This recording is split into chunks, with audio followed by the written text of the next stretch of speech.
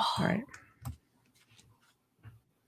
Good evening, everyone. Welcome to the Thursday night segment of The Outer Realm. We are broadcasting live here via the International Public Radio on the United Public Radio Network 107.7 FM and 105.3 FM from the beautiful city of New Orleans. This evening's segment is partially sponsored by the amazing people over at Folgers Coffee. So thank you, Folgers. We love you a whole lot. Tonight, we welcome back Fritz Zimmerman to the show, and he will be discussing, I think, sacred geometry, mounds, crop circles, all kinds of fun stuff. You name it, I'm pretty sure he's got it. So in order to participate in tonight's show, you will have to head on over to the International Public Radio and UFO Paranormal Radio YouTube pages and subscribe. Please note we will also be simultaneously broadcasting on, I believe, I'm going to go with BitTube or maybe not, Twitch, and definitely Twitter, and at least all of our network Facebook pages. So look for us there. If you want to directly communicate with us, you will have to be on UFO Paranormal Radio to get a response. Otherwise, please note we can see all of your comments here in chat, and we will do our best to get back to you. So there we go. Everything is, look at that. Bubbles is already on it. Made her message in there. Well, that's because our producer was on it very quickly, so I like it that. was easy for me. Thank you, Jojo. I dig that. Yeah, that is great, because that means we can get started that much faster. So yeah. Yes. What? No, Where you go, what is that? Because the intro's still on Facebook. Oh. All right, good.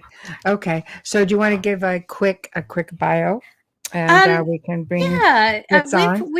We've had Fritz on before, and tonight is a different night. But we will give you a quick bio in case this is your first time listening. He was a whole lot of fun the last time. Just saying. Yeah. Fritz Zimmerman is an independent researcher and explorer. 12 years were spent in the field investigating 700 mound and sites in Indiana, Ohio, West Virginia, Kentucky, and Michigan, compiling the most extensive photographic records of mounds and earthworks in print. 100 mounds and earthworks had never been photographed. This was published in the Nephilim Chronicles, a travel guide to the ancient ruins in the Ohio Valley. He is also the author of the Encyclopedia of Ancient Giant in North America, which is the most extensive collection of historical records describing giant human skeletons in print. Other titles in print include the Nephilim Chronicles, Fallen Angels in the Ohio Valley, which proves the giants were the accounted giants in the Bible known as the Amorites, which is Nephilim. Mysteries of Ancient America, uncovering the forbidden tales of the strange and bizarre in ancient America, including the paranormal and UFO encounters by himself. Hopefully he's here. Here's to hoping. I said the link twice. Fritz, are you with us? Yes. Fingers crossed. Fingers crossed the link's going to work. It should. He's just got to make sure he gave access to the camera and the microphone. Yes. It's okay. Right now we're looking at a white dot. Can you hear us, Fritz? Because if you can, we can't hear you. So you might have to unmute your mic and give permission to the cam. Yeah, everything's there at the bottom for you. Okay. We might want to try again. You have your camera covered.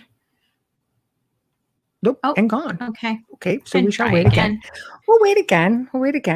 Internet's been really glitchy the last few times, so it's been that kind of a day. And we have Joe. We don't have Joe. We're just all over the place tonight. We don't know what's going on. Oh my gosh! If you're listening and not watching, we were very sorry. I'm trying to give you a play-by-play. It's been this week. It really has been this week. Yeah. Last night we had a whole lot of struggles just trying to do it the old-fashioned way through Skype. I was like, "What is going on?" But it was looped and linked through StreamYard.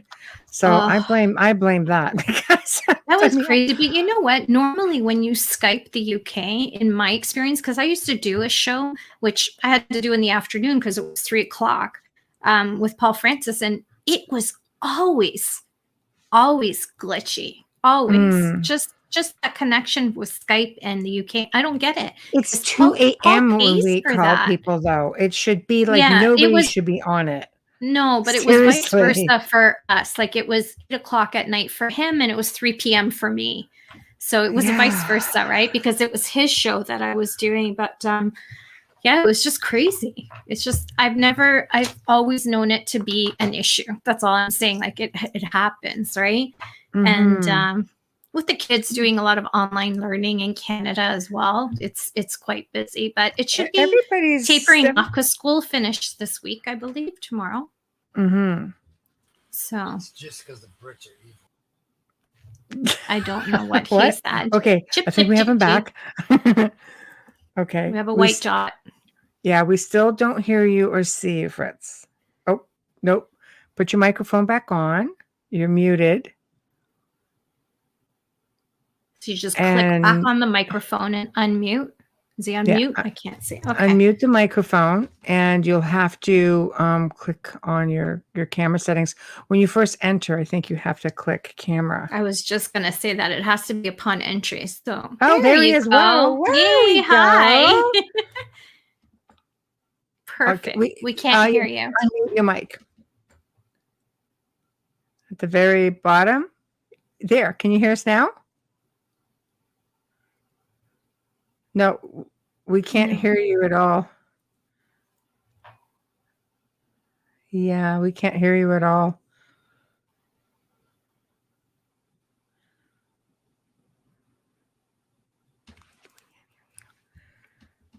You're whispering.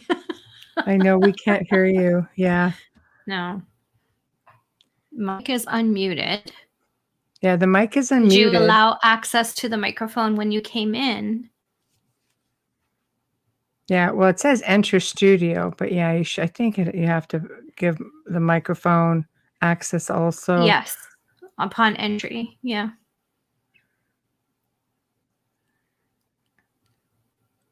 Do you want to try again? See.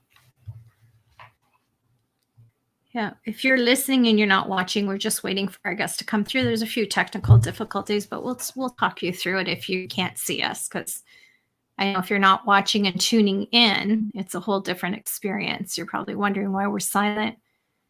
Yeah. Oh, I'm gone. Okay. Yeah.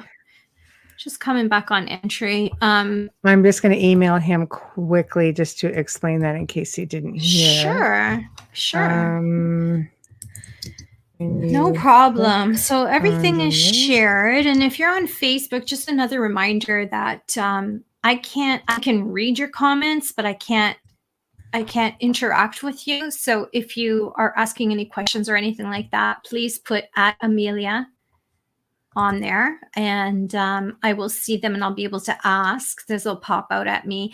But if you need an answer and the guest is speaking and I reply in chat, it's in YouTube only, and it's a free chat. And while you're there, you can click like and maybe subscribe to us. If you don't like the notifications, turn them off. Not a big deal, but hit that subscribe button for us, please. Your support means so much for us. No, notifications. Notifications. Oh. Hi. Okay. Unmute your mic now. Yeah, just click on the microphone. See underneath where it says mute, just click on that, I think. Okay. Yeah. Now, I don't understand. Hear you? No. No, you just muted again. Wonder and you're speaking through your computer. You don't have a headset or anything, right? Hi, Zach. Oh, boy. Okay. But you have your mic on mute. Yeah, you're muted again.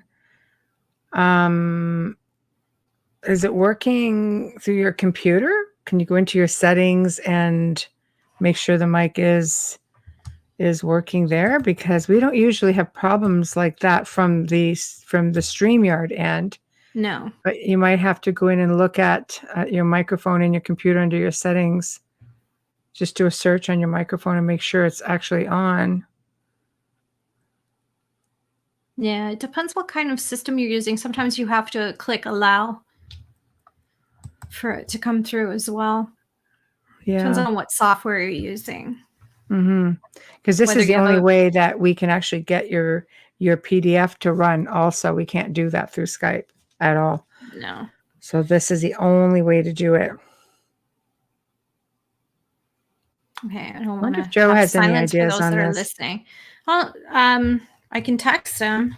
Yeah, Joe, do you have any ideas on how to work this? If you're listening, there we go. Let me He's there. see. Okay. So he's muted from his side. Let me make sure it's not Yeah. anything we can change. No, it won't let us change it. Okay, so let's.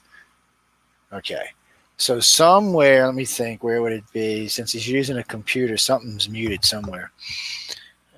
Look down on the right side of your screen and see if there's a little speaker icon down there, and you can open it up and hit your mixer, and it'll show you. More than likely, his mic is on something else. It's set on something else. It's probably something he used or something is proprietary or something that took over. Damn, Yeah. I can't see it though. Yeah, because usually you click it and it, bam, everybody's Yeah, up. what's supposed to StreamYard's supposed to Cadillac take it over lighter. on its own. Yeah. But he's been completely out. I tell you what, I'm gonna kick you. I'm gonna kick you completely out and let you come back and see if that helps him. And if not, we'll have to work something else. But when out. you click on the link, make sure that you give the microphone access too, And because it does yeah. that, I think, on startup, doesn't it, Joe? Yeah, it asks you in startup, and I thought there was a way. You might. Let me see if it'll let you do it. No, ban, no kick, edit name, no. I was thinking, edit mic set. See, it won't let me do it on the. I don't know if you on your picture if you can see there's 3 little dots. If you click on it, you might be able to edit your mic settings from there. If not, then I'll just kick you out and let you come back and see if that helps. Mamas, don't let your babies grow up to be crazy people. Joe, we're Been live, crazy right? day. Yeah, we're live. That's great. I was going to say, don't let your people grow up to be Amelia's, but I decided to be nice. But It's a full moon tonight, I think, isn't it? yeah, I think it is. That's It was why pretty that last doesn't night. I help. know that. Strawberry, right? Is it strawberry? Yeah, I think it is strawberry, actually. Actually, it's strawberry something. It's got 2 names, or we got 2 names. Yeah, so it's weird. different. It's a little weird moon. I always Ye end up peoples of under heavy churches. cloud coverage when we have these spectacular moons, sadly. Don't forget y'all joining me tomorrow night. Oh, Yes, I remember, I'm 'cause I well got 4 aware. hours of radio John- tomorrow night. John said he can't wait to have a menage a trois with 3 Canadian women. Oh, that's great. I said, John, it's not a menage a trois when it's 4, dude. He's like, wait, what? And he said, "Do we want to pop? Are you doing all right?" Yeah, there, Fritz? I'm gonna drop Fritz out in a minute and let him come back and see what happens. So hold on, I'm gonna drop you out, Fritz. Give me a second. Okay. Okay, Bloom. I just Thank kicked the you. guest out. He'll be back in a second. Ah, How are you Cadillac. lovely ladies doing tonight? Good. Good. Doing good. Kind of So like- speaking about tomorrow, like I'm on the Church of Mavis. Man. Tomorrow. So I won't keep you all night with us then, since you're gonna be on Mavis. Since It doesn't really matter once I'm on. And how much It's just- Jeffrey's paying you for this interview? Yeah, right. I know. She's For happy with the for Starbucks gift card. glorious Just hours of radio. It's Yeah. awesome. I get her told a you gift card. I said, how did you get her in your chest? She don't even come on my damn show, man. What the hell's going on? It's like, whoa, no. I was like, Jeffrey, I'm gonna have to fire you, dude. He's like, oh, wait a minute now. It's the topic matter. You and I do shows every Saturday. Oh, What is that? I was So- teasing, but I know. I know. just So- want to read out we had Cadillac. Supernatural Thursday. Yeah, I love that. And Hopefully, full moon hopefully. energy. Let's get weird. Well, did you know, Cadillac Glider, that there's Was extra it, police force either- out during a full moon in Canada? Just the gray saying. zone it was either the New York Times and the New York Post. We got honorable mention in for the Oh. show. Wow. One of their editors, he just loves us to death. He's like, they are great, Aw, man. I'm Thank like, you. so the reason I found out, he wrote to me. Well, actually, somebody wrote to me about it, and I wrote to him. He says, "Yeah, it just sucks. I can't get y'all anywhere just that one day, and I got to work a lot of Saturdays." I said, "Don't worry, it'll be back up on the pay per view in a little while." I said, "We're just waiting for YouTube to start having fits." Wow, Oh, that's yeah. awesome. What So a that was compliment. nice. And, yeah, that was nice. And he said, "Man, y'all really got y'all stuff together." I said, "No, I'm just there to talk for show. That's all the work." That's okay. Takes two. Takes two. He's like, He's like, yeah, I hear say something about a squirrel. And I said, yeah, that's when I get off in some rant somewhere. I think it. that's just Michelle's favorite word because she calls me that too. I You work are a with little two of squirrely you. sometimes. Honestly, am I the only one who's like I mean, focusing you on should be that? I looked insulted. that up. I looked that up, Jill. Don't be insulted. It says that we have high IQs and there's so much going on at one time that we just think faster than other people. That's right. Think you have warp speed, man. I never stop thinking. You guys need to catch the freaking hell up. I'm leaving you guys Yeah, in I the was dust. shocked. I'm like, I was shocked hello. when I read that because I thought, oh my God, like ADD, this is crazy because I do keep focus when I need to. This is weird, right? And there it was. And I was like, wow, yeah, that was great. Wish I knew that in school, but I gotta go hunt down the categories I'll put y'all in for the average. Oh wait, I think we got it. I see the mic open. Okay, good. Are we Hey, there? we got you. Woo. can we hear you? I'm Do out we here. hear you?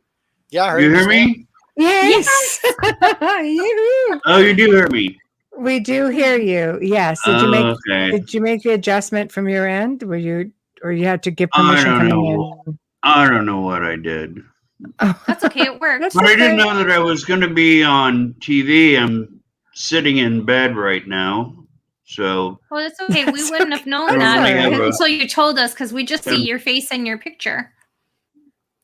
Yeah, Yeah, there's because a that's why I picture said that back we would be there. streaming simultaneously on 8 different video feeds. So, but that's okay. okay. It's summertime. We're all laid back. It's all right. So, how are you? I'm doing really well. I got bit by a bee on my toe today, so that was nice. Oh, Nice little ouch. bee. Give me a Hopefully- little well, hello. Yeah, that's not fun. Yeah, I was playing disc golf with sandals on and stepped on a flower or something, and a bee bit me on my toe. oh, rebelled. ouch. My brother's rebelled. allergic. That's not good. They're not friendly. After me, it but just stings a couple of minutes, and then we're okay. Yeah, He but gets I'm rushed glad by we're, ambulance. Yeah, so no, yeah, we didn't have to go. Didn't have to call EMS or anything. Just Good. walked it off. That's a good thing. I'm going to tell him that next time. Just walk it off, Sam. What's your problem? That's right. Suck it up. He had to cut his So- boots off with scissors. What have you been up to? Because the last time I had you on the show was a few months ago. So what have you been up to with your research? Well, Anything fun? Well, the last time we were supposed to do a show, I forgot about it, and I was in Florida on the beach, and I was in no condition to do the television. He was in a bloody That's tiki okay. hut. We're like, We're okay, just grateful we you get were it. in the tiki condition enough hut's to. fun. Yeah, but at least Yeah, I was you at a told place us. called. Yeah, I was at a place called the Tiki Hut. So, and then I get a call from myself like, "You ready to do the show?" And it's like, "No, no, I'm not." I had to go on for you. Thanks. That's right. Yeah. That was a lot of fun, though. As long as you had a Sorry good about time. That's Sorry okay. about that. It's okay. We At knew least we you had were you coming on again. you were able to inform Well, us. what you That's didn't all that mention matters. is, I have Mysteries of Ancient America Volume 2 out now, Excellent. and I just did Captured and Tortured Trilogy of Terror, Oh, which is Yes, firsthand we need it. accounts of people that were captured by Indians and then what they witnessed. And they witnessed, all these people getting tortured and wow. really horrible things. So there's like 57 stories in there. But yeah, Wow. it's Captured and Tortured Trilogy of Terror. And right now I'm working on a book on fairies. I Oh, like that. cool. Are you doing it like North America based, like the rest of your research, or?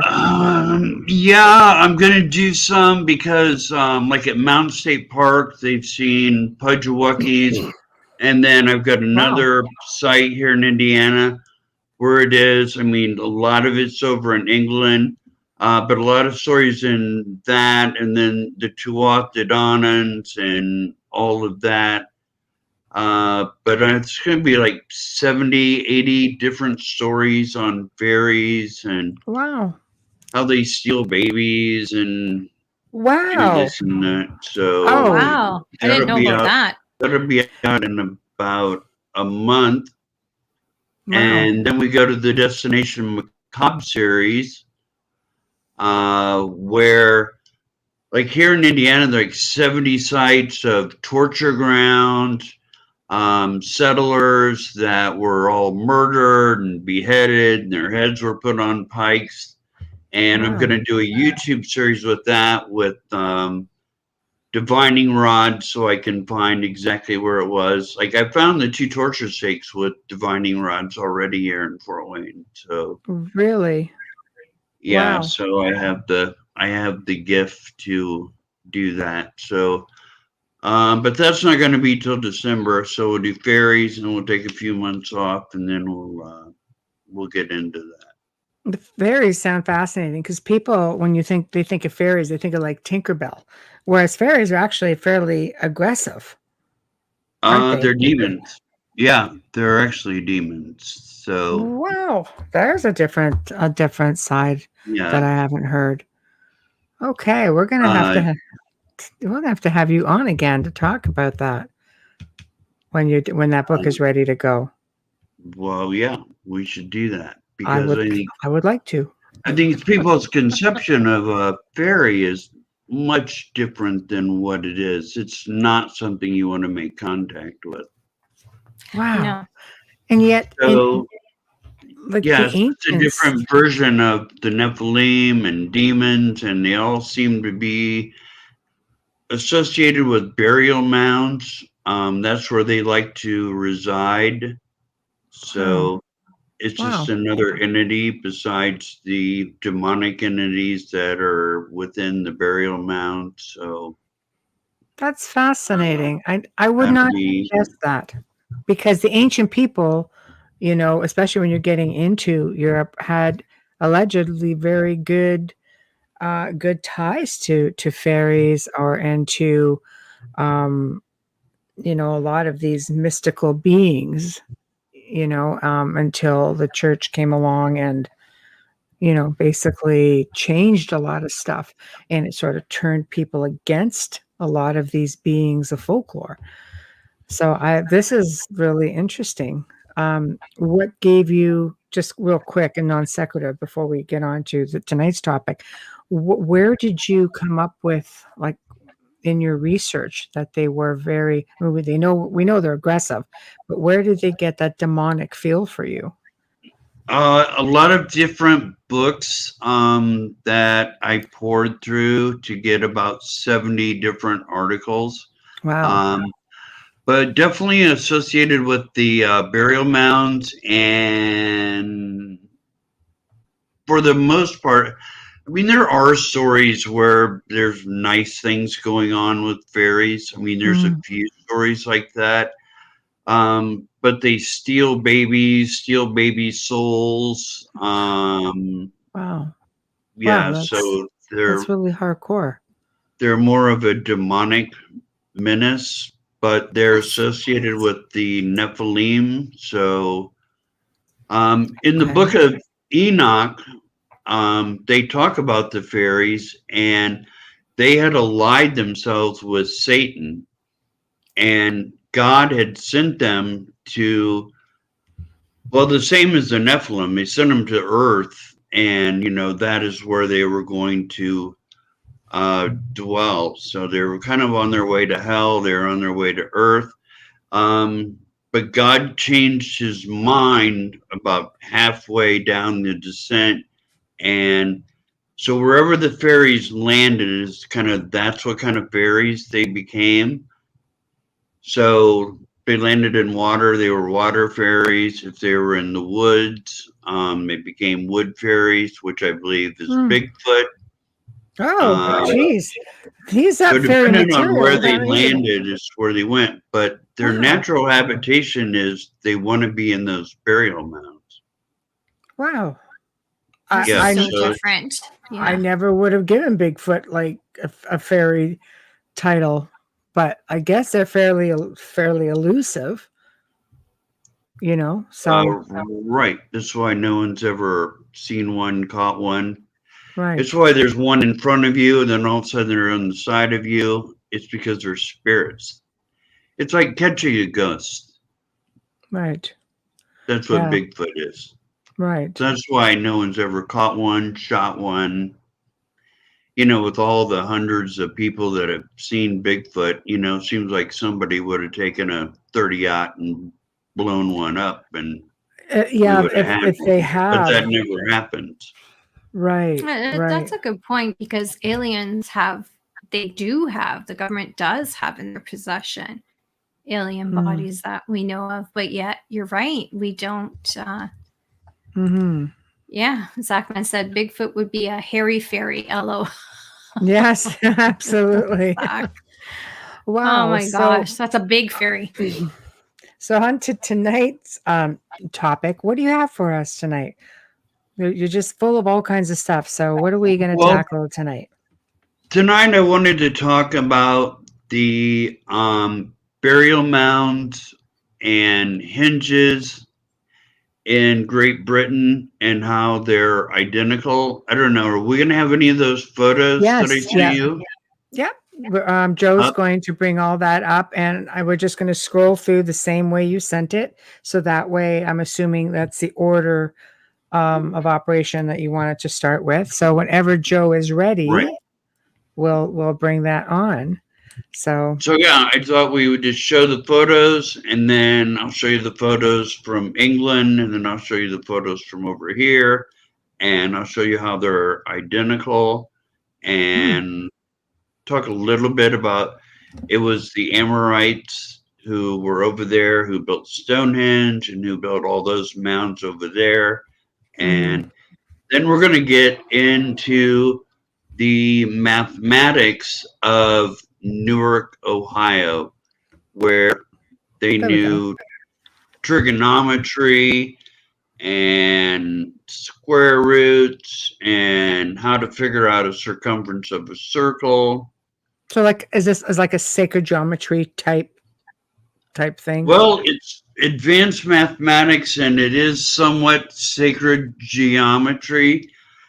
Right. But the point is that I want to make in the end is to say this was not done by Native Americans. And we know the Amorites were a real people. So it's not some mythological people in the Bible. The Amorites controlled Babylon from 2000 BC to 1600 BC. We knew they knew Pythagoras' theorem 1,000 years before Pythagoras did. Right. They knew pi, they knew square roots, they knew trigonometry, they knew advanced trigonometry. Actually, the trigonometry that they were practicing is more advanced than what we have today. Wow. If you can believe That's interesting. Do you think it's because they were just more enthusiastic about learning it? Because I could not get into trigonometry at all. No, So- Well, that is I don't very either. I wouldn't typical. understand any of it. But they Yeah. were using a base 60, which works out with trigonometry, I guess, a lot better than working out with a base 10. So I was hoping to get to Gematria, which is the numerology of the Amorites, where 666 represented the sun and 1080 represented the lunar or earth mother, and then all of the earthworks that we have, the circles that are either 666 feet in circumference or 660 feet, and then we have all these squares where they're 1,080 feet per side, and then somebody's going to say, oh, so you're telling me they were using the identical thing as we are, the foot? Well, according to an MIT professor, they were. And Wow. those MIT guys are pretty smart. But he was saying that the Amorites were using the same thing. But that's base 60. They also are using a base 12. So when you look at the calendar, 12 months, that's the Amorites. So when you look at a clock, you're looking at the Amorites. So anything you see, clocks and calendars and anything like that that has 12, that dates back to 2000 BC with the Amorites. Wow. So Wow. That's to Yeah. 2,000 or 12,000. Sorry. 2,000. 2000 BC 2000 to BC. 1600 BC. Wow. And that was the time of Hammurabi and when they first came out with the first laws and they were developing this mathematics. So a lot of what you know about the Babylonians is really during that Amorite period. So Right. Right. but So we're not going to get that far. We're just going to get into some photos of like the first thing we're looking at is a serpent mound in Scotland, and it was constructed the same way as the serpent mound in Ohio. It has a stone base. It has a head with a monolith within the head. And there's a monolith actually at the bottom of the hill. If you go to the Serpent Mound in Ohio, you can go down there and see it. But it's about 6 or 7 feet long and about 3 or 4 feet. But that sat where that egg was. Right. But the serpent in Scotland is pointing to 3 peaks. Yes. And the serpent in Ohio is pointing to the confluence of 3 rivers. Wow. So they were built the same and they were pointed to a number 3. So very similar. Wow. And then there's a lot of verbiage there that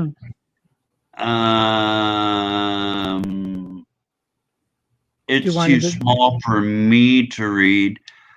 Well, he could go to the next picture if you want. You guide us.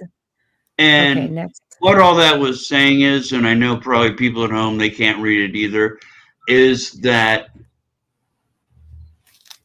they're talking about the Amorites and how it was the digging of the Murd and the Muru, and they were the ones that built all this stuff. So that's what all that verbiage was. I can't flip onto another screen to read it. So we'll just flip to the next photo. Yeah. We'll let you just guide us in. Like I said, I just wanted to keep it original with, there we go. Okay, England and Ohio solar hinges. Okay, these are hinges. Now the one on the left is from England. Right. And you can see that it's a circular earthwork with an interior ditch and a gateway. And then generally the gateway was aligned to a solar ditch. And really have a hard time getting a picture of the one. This is at Mounds State Park. But there's about 4 of these, 5 of these. But you can see it's an outer wall with an interior ditch, and there's a gateway. But I mean, they're absolutely identical. Now, the one over in England has a stone circle in it. Yes. But eventually they got away from that and they started putting mounds in the center, in that center platform. And the one in Ohio has a mound in the center platform too. Is that the one on the right? Yeah, the one on the right, that has a mound in the middle of it. So we're really segueing between the megalithic era and we're right on the cusp, and we're just starting to get away from that, because then the later hinges, and we'll have some other photos of that, we'll see that they don't have stone circles in them. So we can scroll ahead, but I just want to show hinges over in England, hinges in Ohio. Okay. So right here, this is this is Mountain State Park, and this just shows how the solar alignments are. And this one's a little weird because, you know, it's like the best preserved one, but the gateway is not pointed to a solar event, but the mounds around it are all pointing to solar events. So you have the winter solstice sunrise, you have the winter solstice sunset, You have the equinox going through the middle. Right. So hopefully that's big enough on the screen where people And can this see is that. this is England. This specific No, this one. is Mountain State Park. So this is the Oh. one on the right. Wow. Okay. And So then you can see, okay. yeah, Ohio. that's the hinge. So the Wow. black part is the ditch. Right. And then the white part is the outer wall. Right. And then the gateway is actually pointing to Bromholt, I think. Right. It's pointed to a star. So And then down here at the bottom, mhm. kind of below all that, they found a chamber when they were digging into the road, and it had 8 giant skeletons in them. And the wow. strange thing about it was they all had occipital buns on the back of their head, which is kind of a bony protrusion, Right.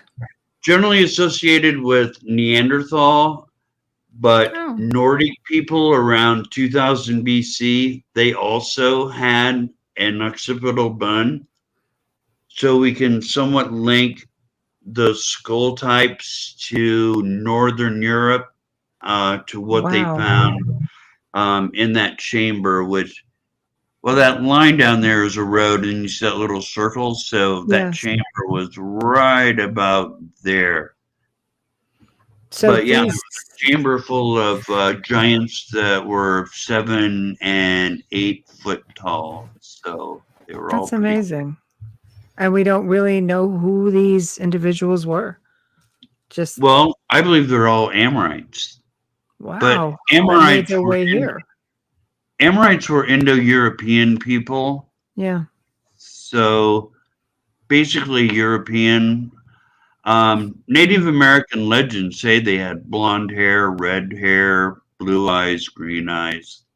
Mhm. So Wow, there's that's about interesting. 5 Native American legends that all corroborate. It's just like they were white skinned, they had red hair, blonde hair, but they weren't Indians. But the skull types that they found in that chamber would Mm. lend itself to being more of a around 2000 BC Nordic people. We know they had that occipital bun.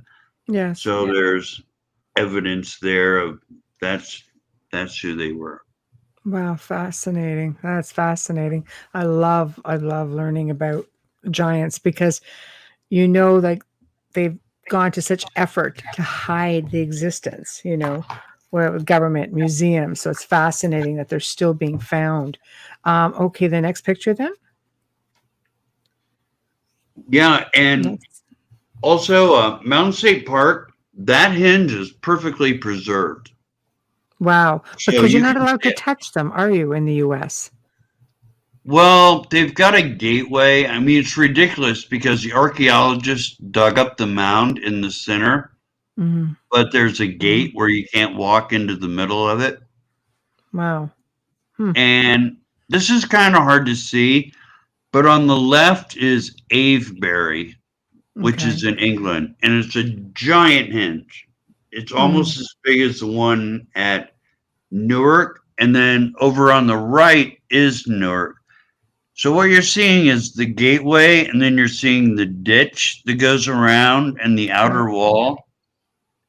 So you can see it a little bit better on the left. So you see the gateway and then the wall going around, and then you Mhm. see the central platform.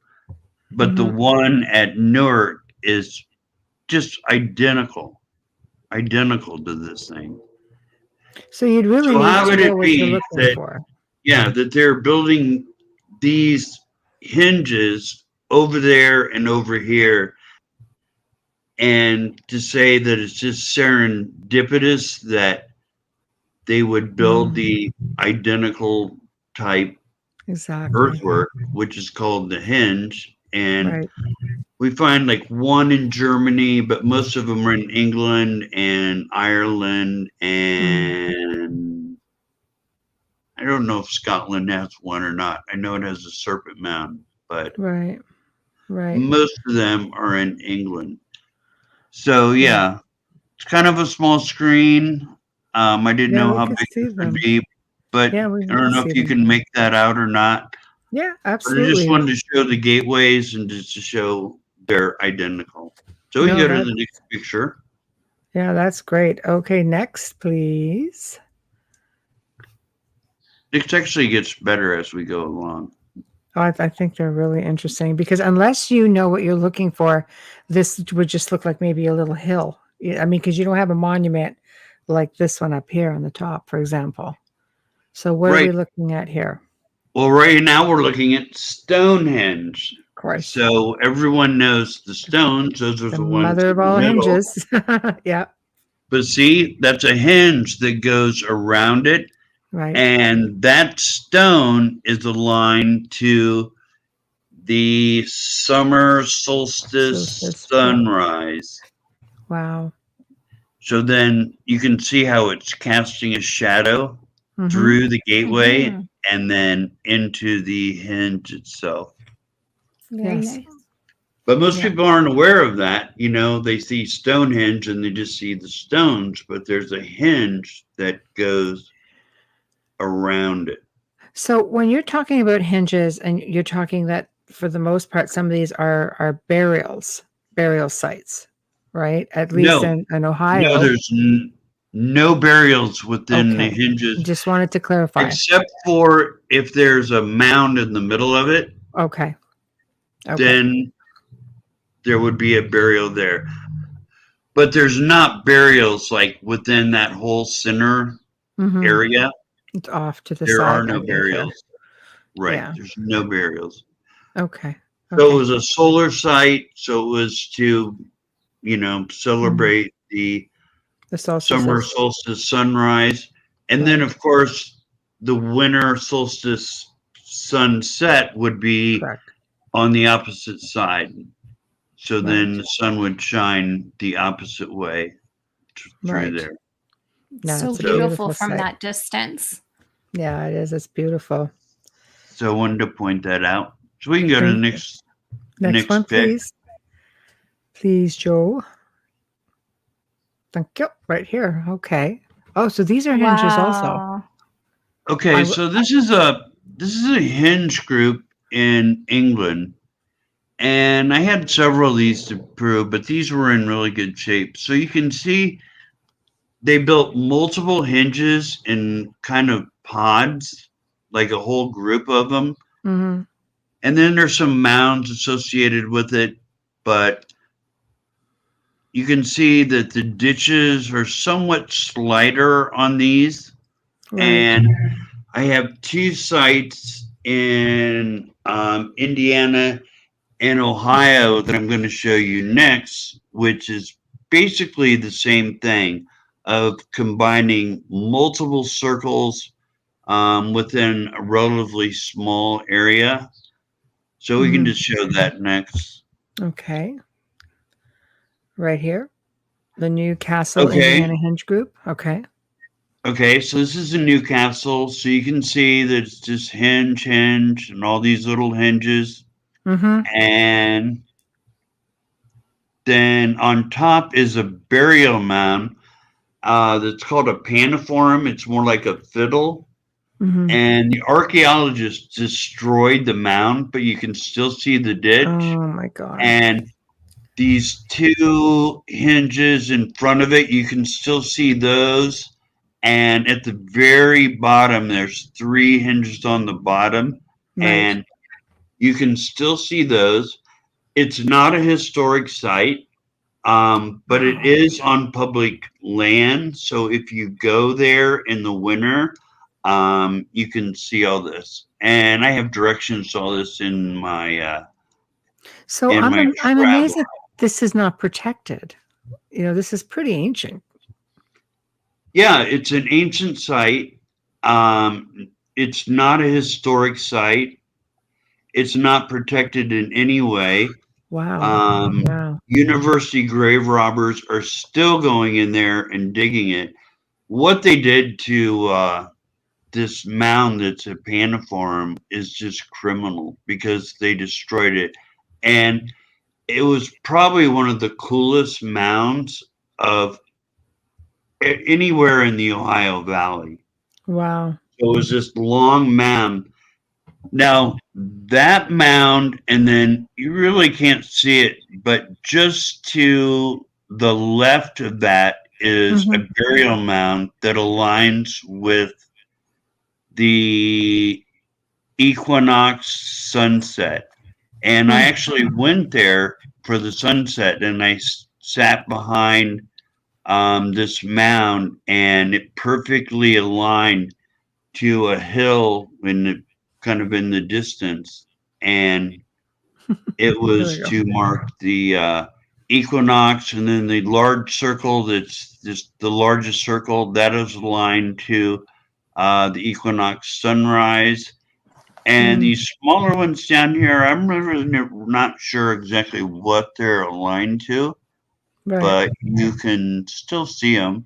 And then if you scroll down a little more, it's the Athens group. This has been pretty much destroyed. I guess there's a couple of these that you can barely see in a field. But I just wanted to show that they were building the same thing as I showed in England. Right. So they were building these hinges, and all of these have relatively slight ditches, like the ones in England. Right. It wasn't that deep ditch like you would see in Avebury, but more of a circle with just a slight ditch. Right. So again, you know, we have kind of like hinge groups over there, and then over in Ohio we have these hinge groups. And again, it's just like, well, is this serendipitous that they would do this? But it's just well, the knowledge has to come from somewhere, and you know, it's just like seeing pyramids everywhere. They're just done a little bit differently, but they're so darn similar that it's hard to discount that, you know, that there was something going on right worldwide. And with the pyramids, I mean, there is a great difference in the pyramids, but these are identical. I mean, absolutely identical. No, that's fantastic. So next one then. Next. Okay, here we go. The mounds. Okay. So where are these here? So again, we're seeing, you know, a couple of hinges, but what I wanted to point out here is that the burial mounds that you can see on the top left, they had circles that went around them. Right. So there's some good pictures, and you know, it's really hard to find pictures sometimes on the internet. But see, at first glimpse from the sky, you would almost think that they're crop circles. Yeah, you would think that. And the thing is about this too is that you can only really see these from the air. Right. Yeah. So like the hinge group at Newcastle or at Athens, or even here, if you were standing on the ground, you could see the one circle, but I mean, you couldn't see this whole group unless you were from the air. So everything was built to be seen from the sky. So I just wanted to point that out. So you got mounds with circles going around them. And then we'll go and I'll show you a couple of mounds in Ohio that also have circles around them. Okay. Thank you, Joe. Wow. Scrolling. Wow. Okay.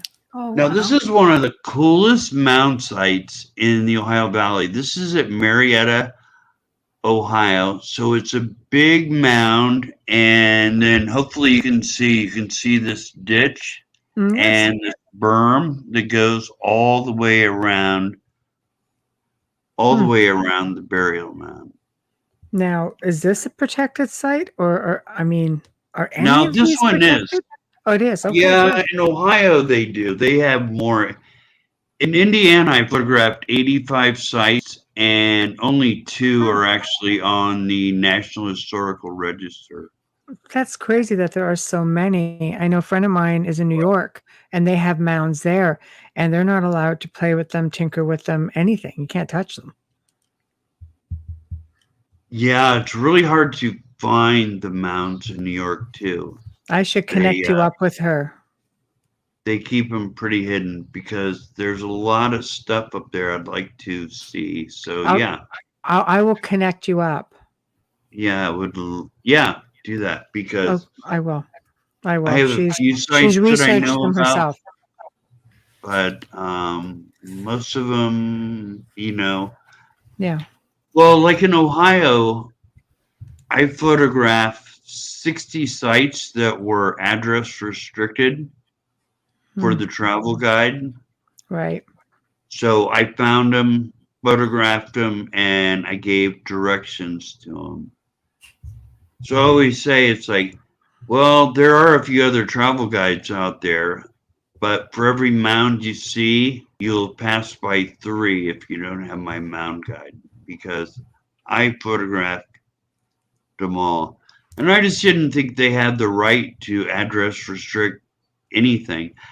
There are mounds that big in Ohio that are address restricted, which is just ridiculous. It's this giant mound in a field and it's address restricted. So and why would they make it address restricted? To preserve it, conserve it? Well, they say, well, we want to protect it from looters, but the only looters are the archaeologists. So that's also true. I'll give you that one. very few cases where people have dug into mounds. I mean, it's happened, but only a couple times.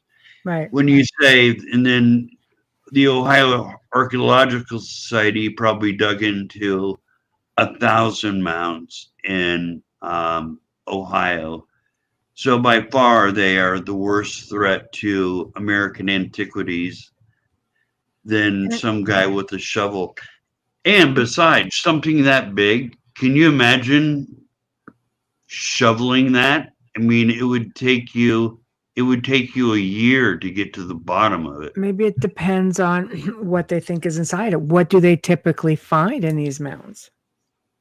Well, a lot of them have large skeletons. And so, okay. I don't think this one has ever been excavated. So we really don't know. Really don't know about this one. But typically, they have all of these mounds, and essentially you're saying that they will contain skeletons of these giant beings. Yes. Wow, that's quite a populace.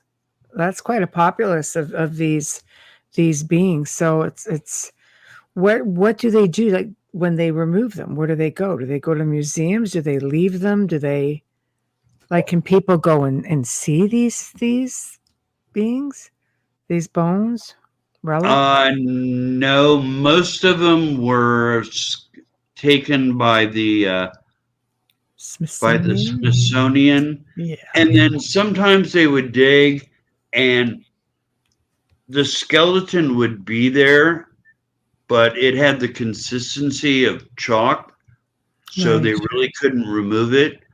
And others were put in like stores. Others, people would just take the bones. So, and a lot of this was going on in the 1800s. So it was kind of a free for all. That was everywhere. They pillaged everything all over Europe, also in Egypt, and it's not going to be any different here. The Victorians were crazy for this stuff.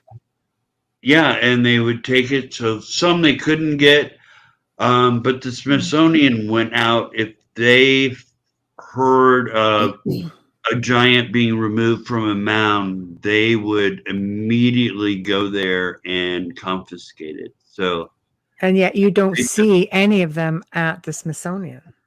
No, they're hidden. Wow, interesting. They're hidden. I've heard they were dumped in the Chesapeake Bay. But But Wow. in the encyclopedia, I have a few photos of giant skeletons, and they said they were on their way to the Smithsonian, never to be seen again. So That's trying to erase history, literally trying to erase history. well, what it was is that they knew that they weren't Native Americans. Right. And the head of the Smithsonian had just made this law. It's like every mound is Native American. Anything that would contradict that paradigm was to be destroyed. So a lot of it was the skull types too, because they weren't Indian skulls, and they knew that if they presented them, they would say, "Oh, that's a Caucasian skull. So what's up with that?" So We can't have that. It goes against You- what? It goes Well- against the history books of Columbus being the first to come to North America or South Right. America, this part of the world. right, and it was PC 100 years ago Right. that Cyrus Thomas, who was the head of the Smithsonian, said all the mounds were Native American, and like I said, anything that would contradict that was to be destroyed. Oh, that's just wrong because that is erasing real history. And that's not right. It doesn't belong to them. It's not theirs to destroy. It belongs to everyone. Right, it's not theirs to destroy. It's not theirs to hide either. Correct. You know, Correct. Shame So on to you say guys. something that big to be Mm. address restricted. So Yeah. I'm the only person that did that. I sought those out and I removed it. So there is no address restricted because in my book I give directions to Right. everything. Much to And you the don't fear dismay of any. the academic community who were not real happy with me. No, that's the problem, and we find that when we have a lot of guests on who have this sort of research, or finding, relics, or they're doing their own archaeology. The academics don't like that. They resist that, and unfortunately, it sort of leaves you as a researcher out in the dark. There's no sort of support.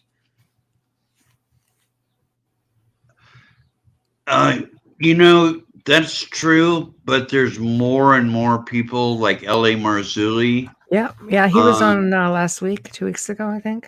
LA. Oh, was he? Yeah, he was on. On the last, 9th. it was last week, I think. Wasn't June it 2 9th. weeks ago? 2 Yeah. weeks ago. Yeah. Okay. Yeah. So he talked about his Nephilim series that he's doing on video. No, well, he was actually discussing UFO disclosure and things like that. So he's Okay. okay. But yeah, you can go ahead and touch on that for sure. Yeah. I always forget the name of the series.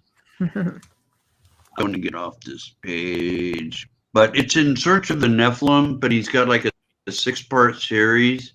Right. And I've worked with him with all those just because I know where everything is in Ohio. Mm-hmm. So we go to the mounds and this and that.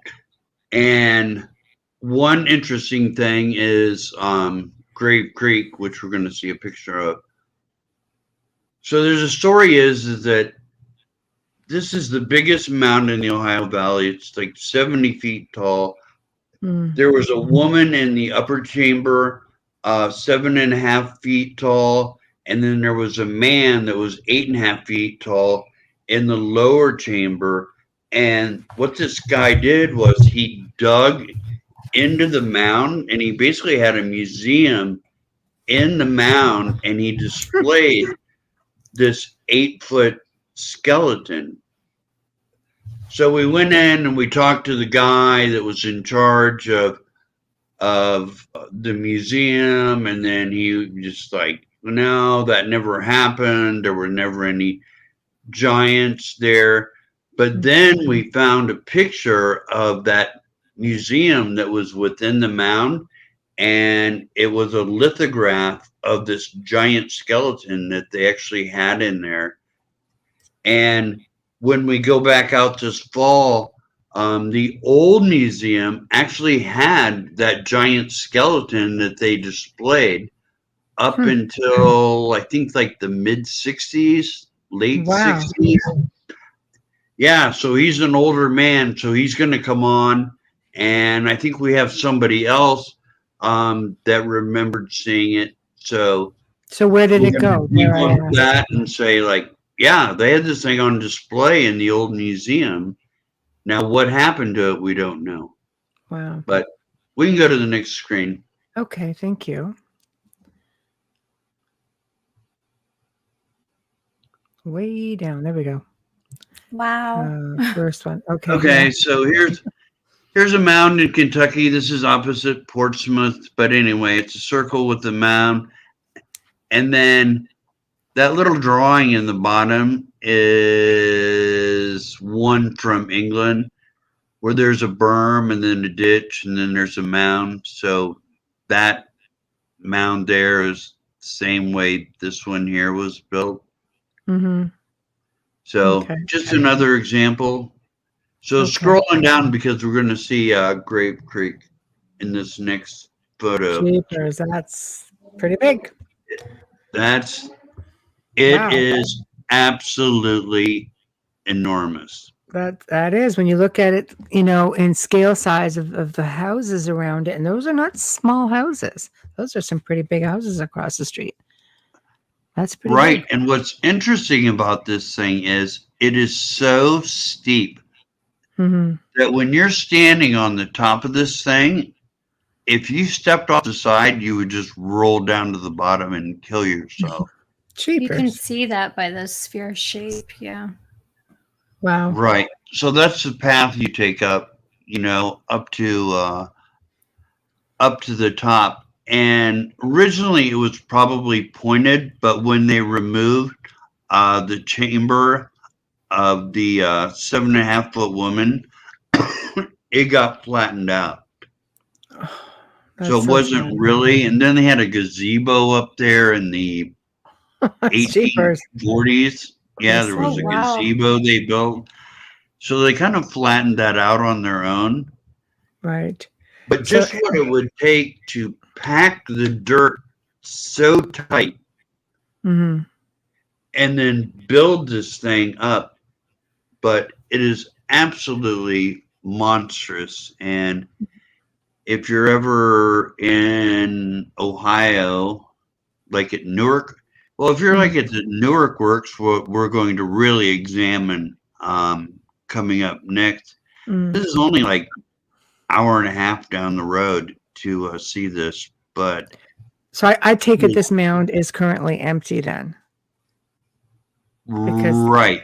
They Okay. removed the skeleton of the Right. man Right. from the bottom, and then his wife was up in the upper chamber up towards the top. So he was on the bottom, and then they built this thing up, and then they put her chamber up there. But So it is- so the Amorites, are these, like, because giants are often referred to as the Nephilim, like, are they one of the same, or are we talking two, like, apples and oranges here? kind of an apples and oranges, because they were the result of the mating of the fallen angels, Of course. and they're mating with women. Right. Of course. But So the Amorites are kind of down the road. Okay. A ways- Okay. Just a trying ways to from that. figure out the separation, like the differences. Okay. Okay. Yeah, and then according to the book of Enoch, the fallen angels gave the giants the secrets, and the secrets was mathematics. It was the settings of the moon, which is like an 18 year cycle of minimum moon sets and maximum moon sets. And I didn't put that in, but like the octagon at Newark, every one of those spaces in the octagon lines up to a lunar event. So math and the sun setting of, and stars. And so everything that we see with mathematics and with the sun and with the lunar alignments, all of that knowledge was given by the fallen angels to the giants, and then we really see it come to fruition with the Amorites that had this mathematics going on, which we're going to see as soon as we get to Newark, which I think is the next slide. Okay. We hit Newark. Thank you, Joe. Little verbiage. Yeah, there we go. Okay. Wow. Yep. Okay. Earthworks. Okay. Now we're going to talk about Newark. Okay. So first of all, I just wanted to show you the plan. So to the left, we have a circle and we have an octagon. Yes. And then we have some sacred vias, one going over to the square and another one kind of going nowhere. It goes kind of a foot of this hill. And there was a pond in the middle of this thing. And there's like a bird effigy in the middle of, well, this is the giant hinge. This is what we were showing with Avebury. Right. And comparing that. So anyway, that's the layout. So you would look at that and you would be like, okay, so they built a circle and an octagon, and there's a hinge there and there's a square. Okay, so what's the big deal? So now we're going to talk about the big deal of how this thing was laid out. So we'll move along to the next screen. Next screen. Okay. Jeez. Okay. Okay. So this is the mathematics that they use to build the circle and the octagon. The circle is 1,050 feet. Now, if we put a square in the octagon, you can see up here, 1,050 feet. Yeah. So it's basically a squared circle. And we're not going to get into it too much here, but the sacred marriage of opposites had a lot to do with a lot of the earthworks that were built in the Ohio Valley. We have two earthworks where there's a square and a circle that are combined, and they both have equal areas. So the only way to do that is be able to know how to square a circle. Mm-hmm. So each circle has the same area as the square because you want that balance. It's the same thing as the yin yang, Right. where you want that equal energy. And so a lot of that was built, a lot of these earthworks were built on that principle. Mm-hmm. So this is an example of it.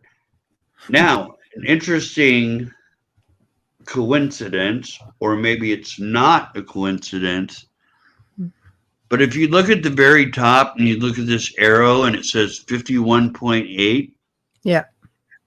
is the degrees from going north out of the circle, and then the line that goes from the circle right through the octagon.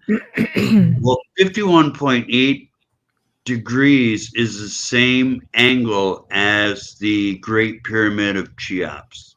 Really? The angle of that, the angle of that was 51.8 degrees. Really? So, is that a coincidence, or Well, were they incorporating that within? it could be. I mean, you're pretty much all out the same neck of the woods, So. I Right. don't know. like these people ruled Babylon. That's all out in the same, pretty much same geographic area. Yeah, Possible. It would have been common it is. knowledge, I imagine, to a lot of the ancient people of that area. And the Amorites did control Egypt for a There we go. while. Okay. They were under the name of the Hyksos, Yep. Okay. and the So, Hyksos were eventually expelled. And so in the Bible, when we talk about the Exodus, yeah. it was both the Hebrews and the Hyksos that were leaving. They were Okay. both together. So they would have been aware of this knowledge then. Yes, even though the Pyramid of Cheops was built thousands of years before this, Right. did they know that?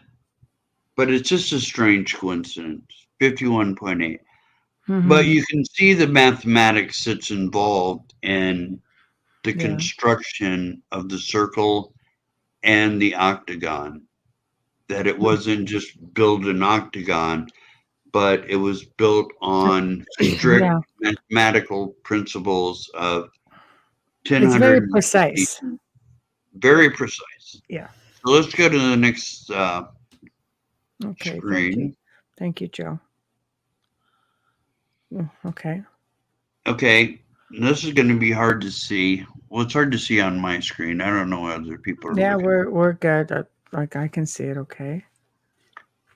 Okay, so the circle is 1,050 feet, and then we had the square that was 1,050 feet. Right. So from the circle of the circle and the octagon to the center of the hinge was 6 times 1,050 feet. So 6 times 150 feet is where this is.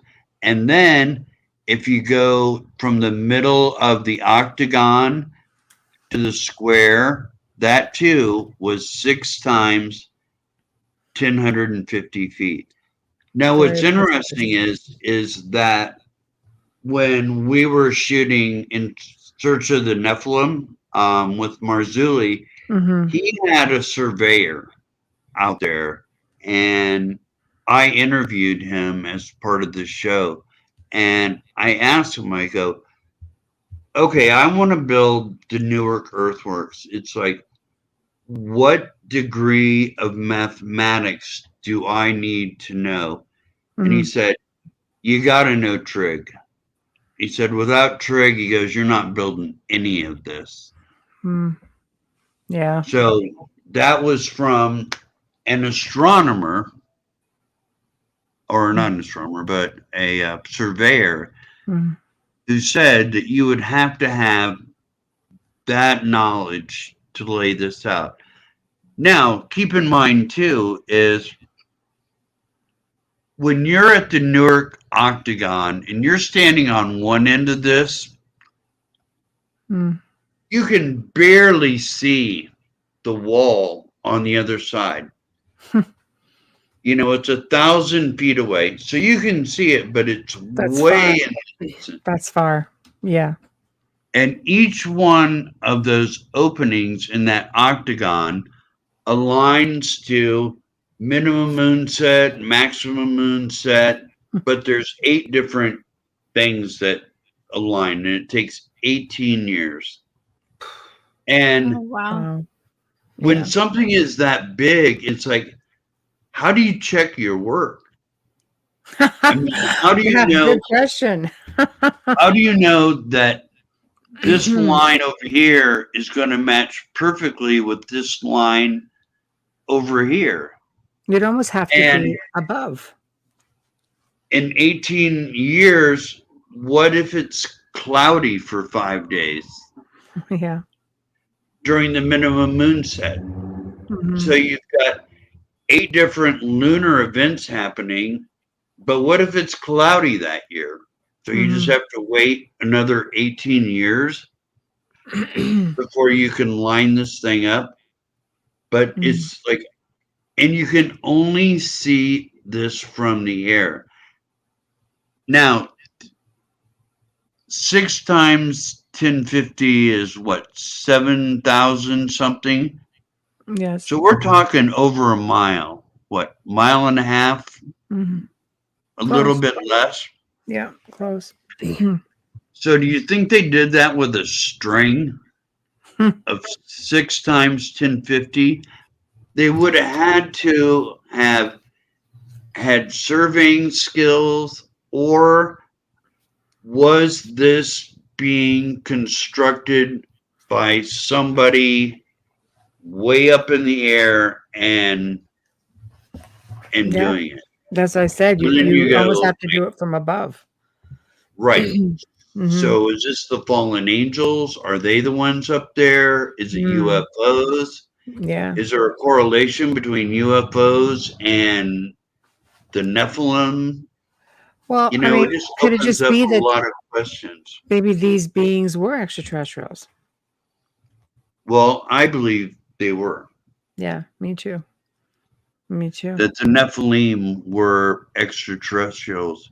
I But believe them. you know, when you look at a map like this, you just don't get the size of this, of just how big it is, and that it's only visible from the air. Mm-hmm.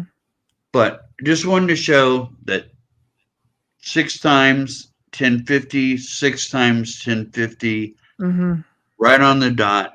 Everywhere. So that's how it was laid out. So we can go to the next screen then, unless well, you have a question about that. well, no, before we do it, need to do a station and sponsor ID. I have to do a station ID. So Yeah, you we have are, a sponsor. Yeah. yes, you are listening to The Outer Realm with Michelle DeRoche and myself, Amelia Pisano, and our special guest tonight is Fritz Zimmerman. Right now, if you're in New Orleans, you can hear us on 107.7 FM or 105.3 FM. And we are on International Public Radio, one I don't remember. And of course, we are United Public Radio. And we are partially sponsored by the good folks at Folgers Coffee tonight. So thank you, Folgers. All right. Stage is yours, Fritz. Let's go to the next picture then. Please, Joe. Thank you. Okay. Next picture. All right. There we go. Oh, wow. Okay. Oh, that's massive. Yeah. Okay, so this is the hinge, and this is the square. Right. Now the hinge is 3,700 feet in circumference. And the square, each one of those sides is 925 feet. So 925 times 4 is 3,700. Again. So the only way they could have built the square is if they knew how to figure out the circumference of the circle. So they had to know pi r squared, right? You I think that's isn't that the equation for circumference? I'm not a math yeah, so I yeah, believe that's not it's my forte, pi r that's for squared. sure. Yeah. Just Right. agree with me. There might be somebody in the audience being like, "No, that's all right." Yeah, anybody It chime might in? Your hosts are lost. Chime in. So once again, we were talking about the sacred marriage of opposites, Right.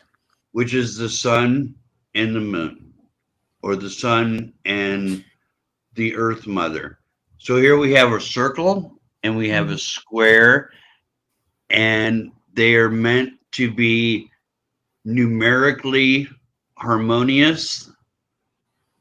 Besides, in ancient religions, the square was the earth mother, lunar mother, and the square and the circle, of course, was the sun father. So father's the mother, but it's an example of, again, that harmony, just like we saw in the circle and the octagon.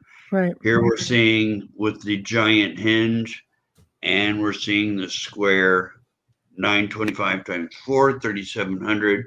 And they would have had to figure out the circumference of the circle.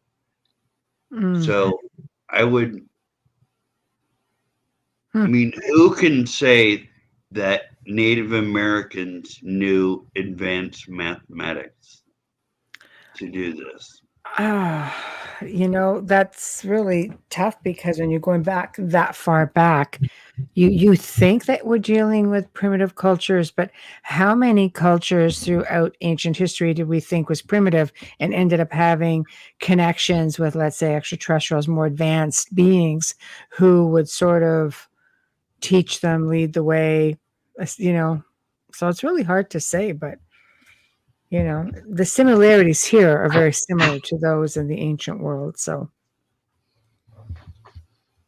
yeah. So my thing is, the only people at this time that knew advanced mathematics were the Amorites. The Amorites were the giants. I've got 300 giants in Ohio, and I've got their mathematics. So that's the fascinating. evidence It really is. would lend itself not to be Native Americans who generally didn't count past 10. So figuring out pi r squared and being able to pull off this kind of a mathematical equation, besides the sacred geometry, is Babylonian, not Native Americans. They didn't have circles and squares, meaning circles being the sun and squares, representing a lunar deity. So the math matches up, and just the basics of the sacred marriage of opposites, which was an important part of the Amorite religion, which we're seeing both geometrically and numerologically in this slide. I wanted to show you that. Wow. That's very impressive. Again, very precise. Very, very precise. Okay. Next slide, please. All right. Thank you, Joe. Okay. Okay. There was a civil engineer named Marshall who did this map. And if you could take a line directly south out of the octagon, and then you have another line out of the hinge, and you go directly west, and then you connect the octagon to the middle of the circle, you get a triangle with a 3, 4, 5, which is the Pythagorean thing. The 3, 4, 5 right triangle. Yeah. I wish I was a better mathematician. I'm it was a civil engineer. Pretty good. Don't feel bad, Fritz. I'm a direct descendant of Fibonacci, and I suck at math. Oh, okay. Just say. Yeah. He would have got this. Well, according to Marshall was a civil engineer, so I'm going to say the guy knew what he was talking about. But when he lined that up, he said that is a Pythagoras triangle, which, I don't totally understand, but there it is. So again, the whole complex is laid out mathematically. So there we have the Pythagorean triangle. According to Marshall, it was a civil engineer. This is his work, not mine, but wanted to include that just to say that exists within the Newark complex. So we can move on, I guess. after Okay. that, since none of us know anything about math. No. But for No. those who do, they'd be like, wow, that I is a know. direct strike. We're still very impressed, though. It's just They like, are. They're making Yeah, their it comments is in the chat impressive. room. yeah, it is very impressive. Okay, next one then, please, Joe. Down. Go scrolling. There we go. There we are. Okay, thank you. Oh, okay. So what are we looking at here? The Okay, same so what we're looking complex. at here is that if you go from the middle of the octagon to the middle of the hinge and draw a line to Geller Hill. Now, Geller Hill is the highest point of land of this whole area is Geller Hill, and there's all these mounds. Now, it was plowed over for some years, so they're just kind of undulations.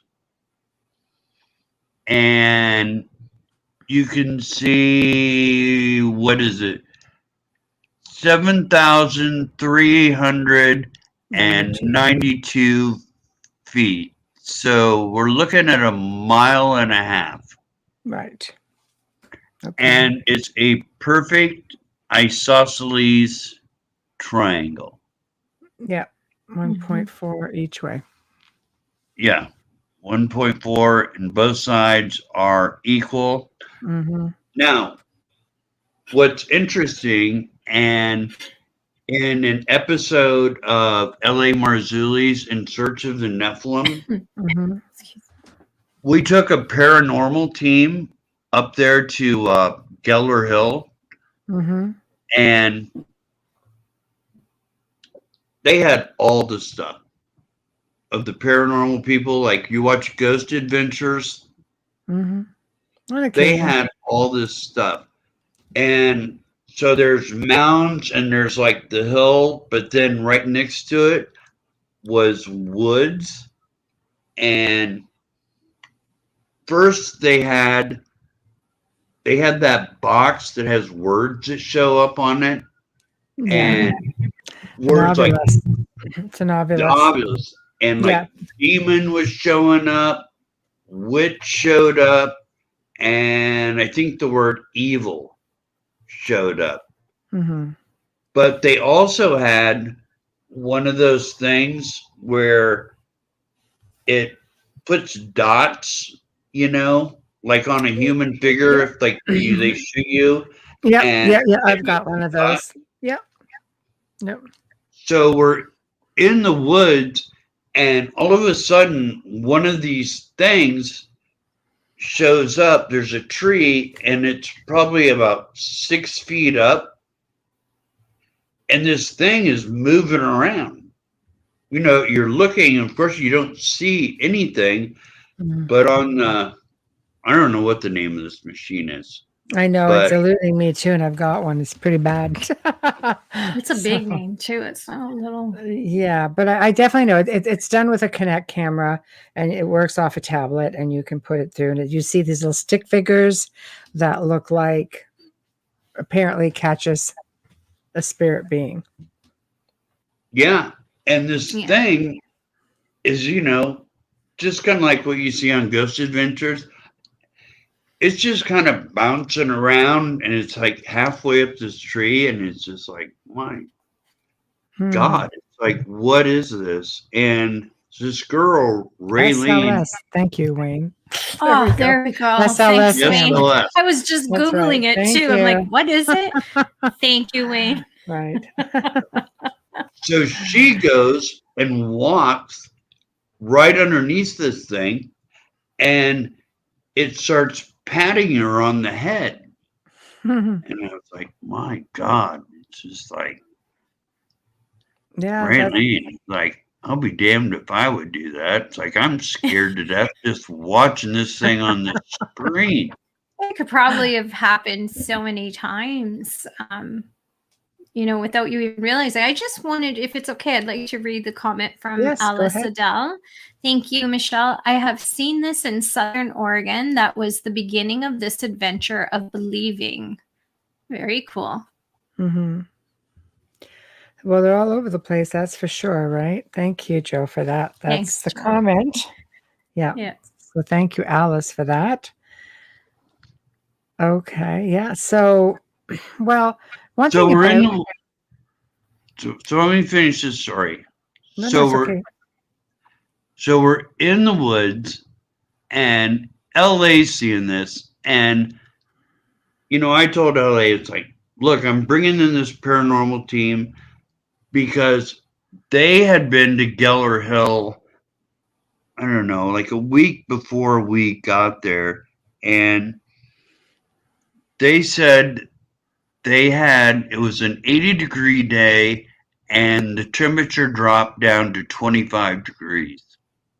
Mm, So yeah. they had some sort of device that was checking the temperature, and it went down to 25 degrees. So Mm-hmm. they were already to the point of like, yeah, there's something going on here.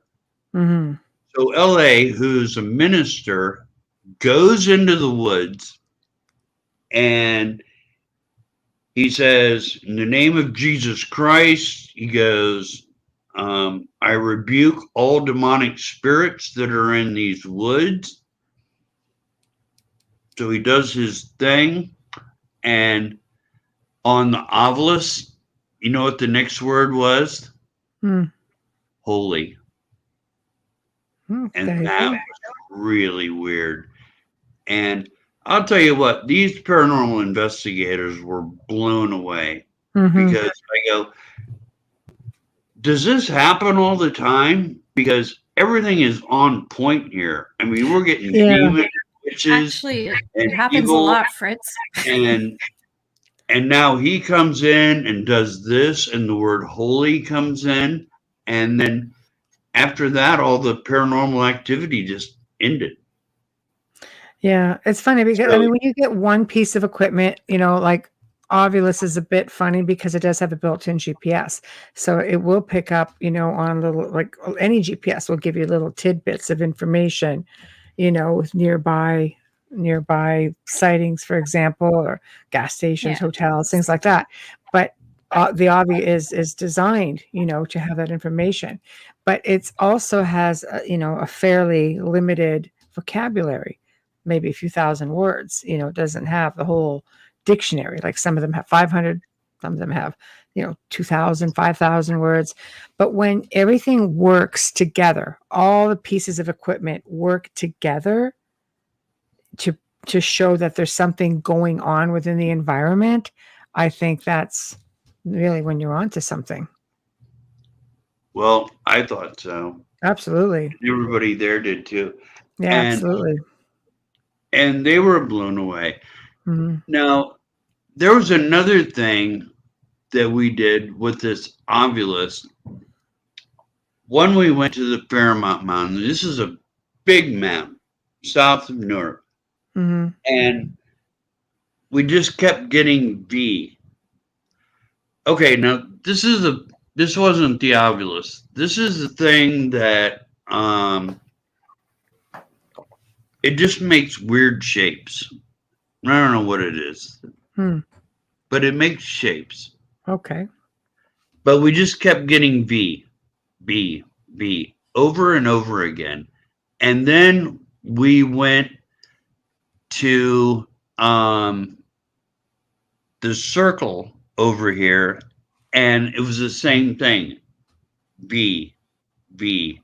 And then we would leave, we'd come back, and it would be V, V. And then Raylene got back with me about a month later, and she goes, we went back to the circle, and it did the same thing. B, B. I go, well, is that normal? I mean, does it do the thing? She goes, no. She goes, it's so random that rarely do we get, the same shape. Mm-hmm. So we what kept going. What did you attribute it to?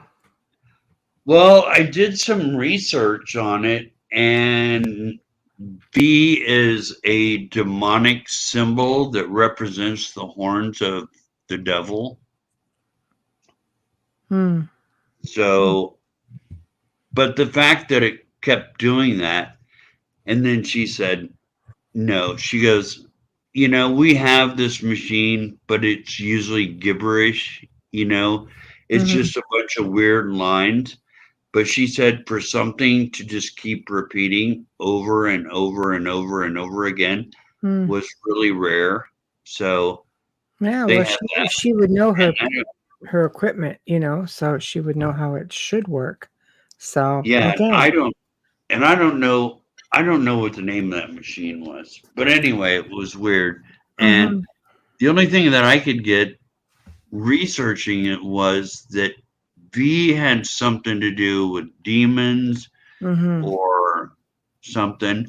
And there's been a lot of paranormal activity around this circle. There's a drive with some houses in it, mhm. and there's been quite a bit of paranormal activity in several of those homes So that why are do you around. think? Is it this specific location, or do all of these mounds or hinges have paranormal activity? I think they all do.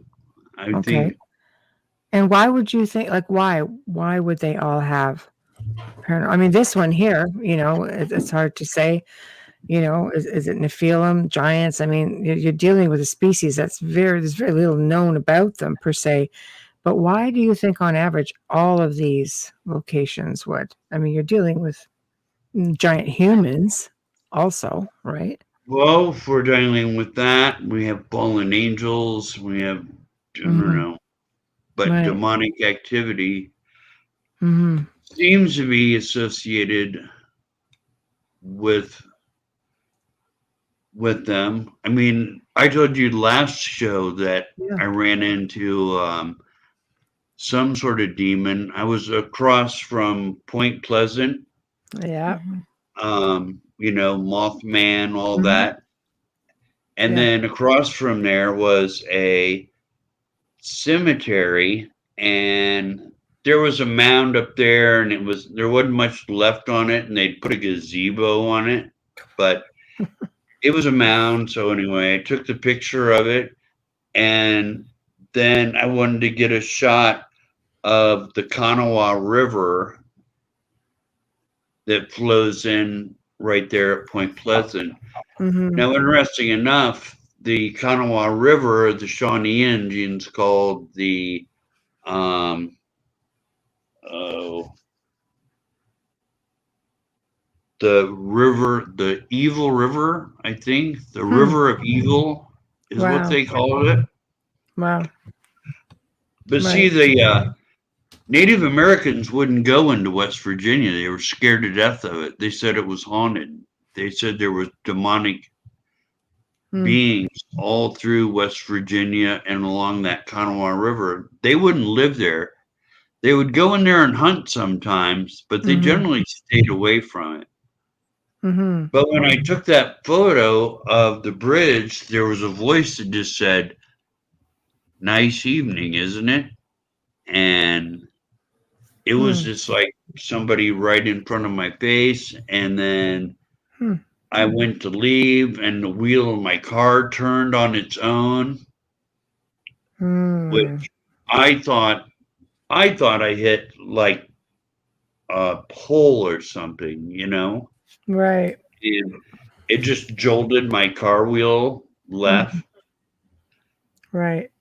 So I was a little freaked out about the voice, and then the car thing went and it went around, and I Mhm. went back around again, and I just put my hands on the wheel right where the exit was, and the wheel turned in my hand, Mhm. and I went back around again. But now I'm starting to freak out. So I got to the entryway, and I opened up my door. I stuck my foot out on the ground, and I basically walked the car until I got pointed down the hill, and I left. But I had a demon with me for like 24 hours. It was absolutely crazy. I was on my way to Charleston, and in Charleston, there's two hinges that are both 666 feet. They're gone, but the mound that was in the middle of them, you can still see that. Mm-hmm. But got to my hotel room, even though it was like 70 degrees that day, it was right at the end of the mound season, which ends like the first week of April, but it was particularly warm. Because you got to photograph this stuff when there's no brush or, vegetation growing up. Right. But I get into my hotel room, it's like 50 degrees in there. And then the next day, I didn't have any oil in my car for some reason. And then my car on my way to Richmond, Kentucky, which was another hinge that was 666 feet.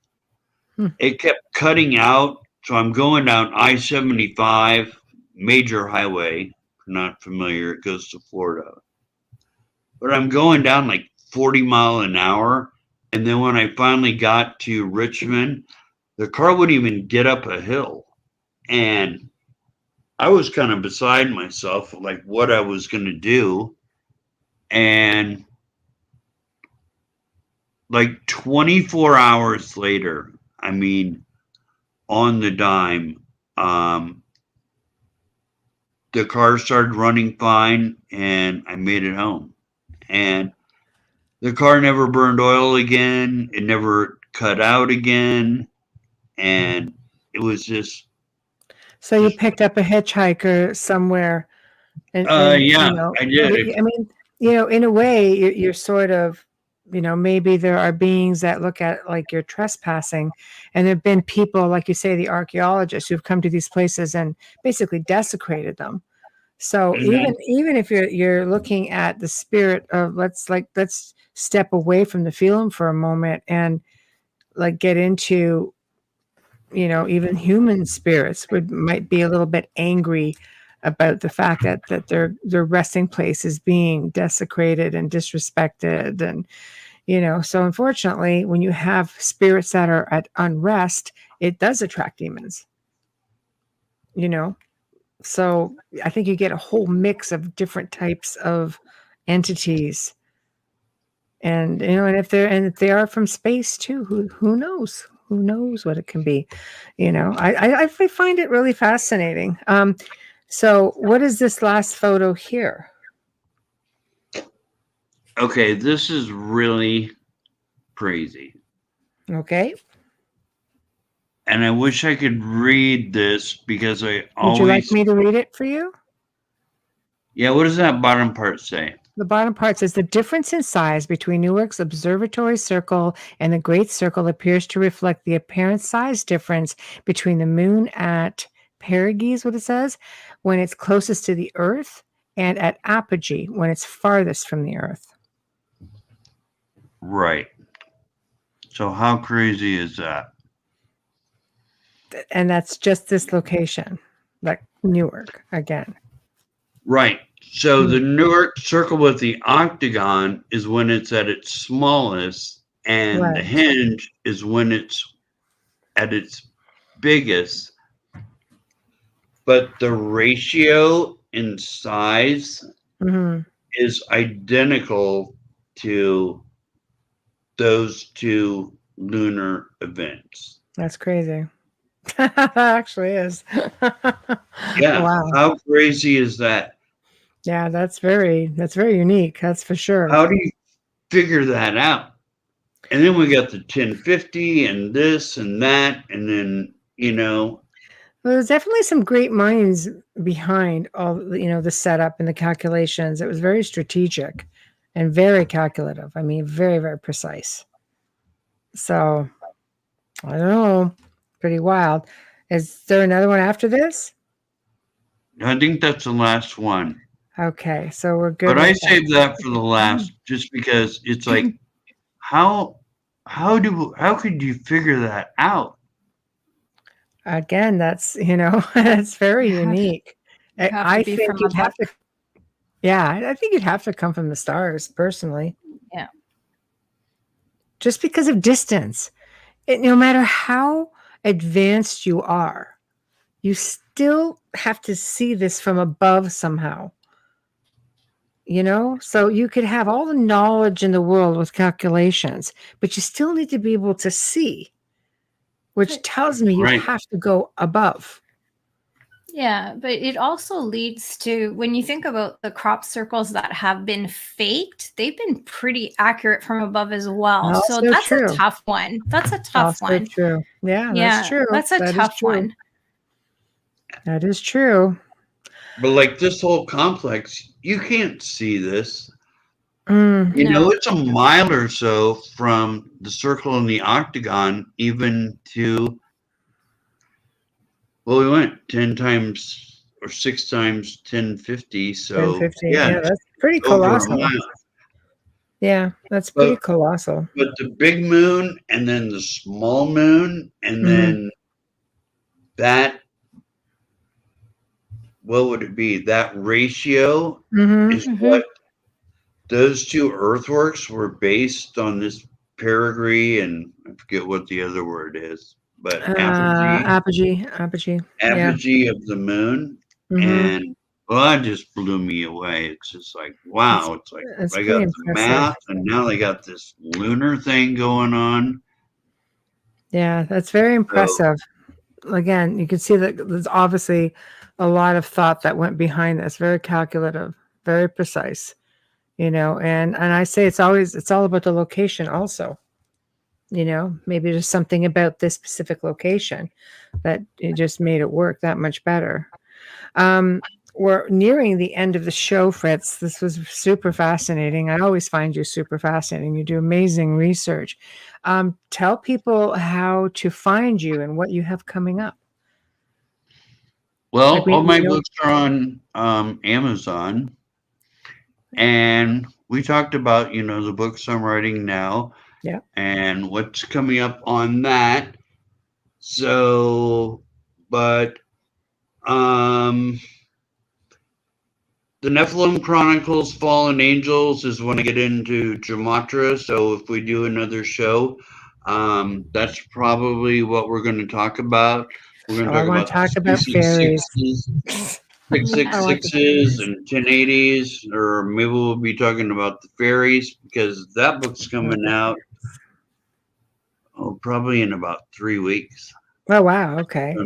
I'm just wrapping it up now. I got about 26 more entries to go on that. So Excellent. that's going to be coming up. And then, of course, that we're going to talk about mounds and what people have seen at the mounds. Some of them seen these tiny little beings running around. So we have that. I know. That's exciting. I never It thought of is. fairies coming that way. Yeah, that is pretty interesting. Creepy little dudes. But if you want to read about the giants, of course, the Encyclopedia. Mm-hmm. If you want to see the mound, travel guide. I went to 400 sites just in Indiana. There had never been a archaeological survey done of the Indiana mounds, so I was the first to do it. Oh, exciting. So I have 85 mounds, and if you go online, you're going to find 3. So wow. So you've got them all 3 to documented 85. and mapped. And yeah, and in Ohio, you're really going to see just how many mounds there are in Ohio. So if you go online and look at mounds, of course, they're going to show you Newark, and they're going to show you maybe Miamisburg, and they're going to show you a few, maybe 10, but Right. there's like 70 or 80 that you can actually go see. So, Wow. yeah, and do you have a website? I really don't. That's okay. How do people find you if they want to get in touch with you? I'm on Facebook. You know, you can always get a hold of me on Facebook. Now, my books, Mysteries of Ancient America, Uncovering the Forbidden, these are just stories that I found about mounds. There's stuff about UFOs in there. Excellent. There's stuff about ghosts in there. Mhm. This is just all the bizarre things that really didn't fit into the Giants book. Mhm. But I mean, I have 2 volumes of this. And so Wow. there's Oh, like wow. 60 different stories and That's a lot of research. places of mounds, like a serpent mound in Chicago, mounds in Chicago that you would never know that were there, of squares and like salamander mounds and, like Yeah, I they said, they found ghosts a and snake mound on UFOs Oak and, Island. pardon me? Did you know that? They found quite a substantial sized snake-shaped mound on Oak Island up in Nova Scotia, Canada. Yeah. I'm the only person in the U.S. who's not watched Oak Island. I know. I I love haven't the watched it either, so don't feel bad. I love what the findings, and when they found this mound or this serpent mound, I was like, wow, it's a fair size. Even if you Google an image of a serpent mound at Oak Island, you'll see a picture of it, and that would probably be able to give you some idea of what it's all about. Well, that's interesting. I'll look into that. Yeah, that's excellent. Well, I'm really glad that you came on again, and we will do this again. Like I said, I think we would really love to tackle the fairies because we're both kind of interested in that. So, you let me know when the book is ready, and then we'll look. We do book, as you know, quite a bit ahead, but we will definitely get you in there. Yeah. And next time I'll know that I'm going to be on air, so I'll You're comb my hair. always on camera. Oh, you look You're great. Don't fine. worry You're- about You're it. awesome. You're Last time awesome. we did- Fine. Last time we did audio, so. Yeah, because I don't know. Maybe I think you weren't feeling well. There was a reason why we did audio, but we always have video. Is always Yeah. Been all the 18 shows are months. video. Yeah. But again, it's your preference. If you don't have to do video, just so you know, you just have to let us know, because this is the platform for us to be able to show your work. We have to do it via this platform because you can't do it on Skype. It just doesn't allow you to do it, unfortunately. But this is fun now that you got it all figured out. Thank you so much. We got off to a little bit of a rough start, but Yeah. That's okay. It's been that Okay. kind of week. It's It that has whole been. Mercury thing, right? Yeah, it hasn't, but now you know how it works, and it's pretty simple. So, just remember it for next time. And we got a lot of people who just interested in what you have to say. It's always nice to see the face behind the voice.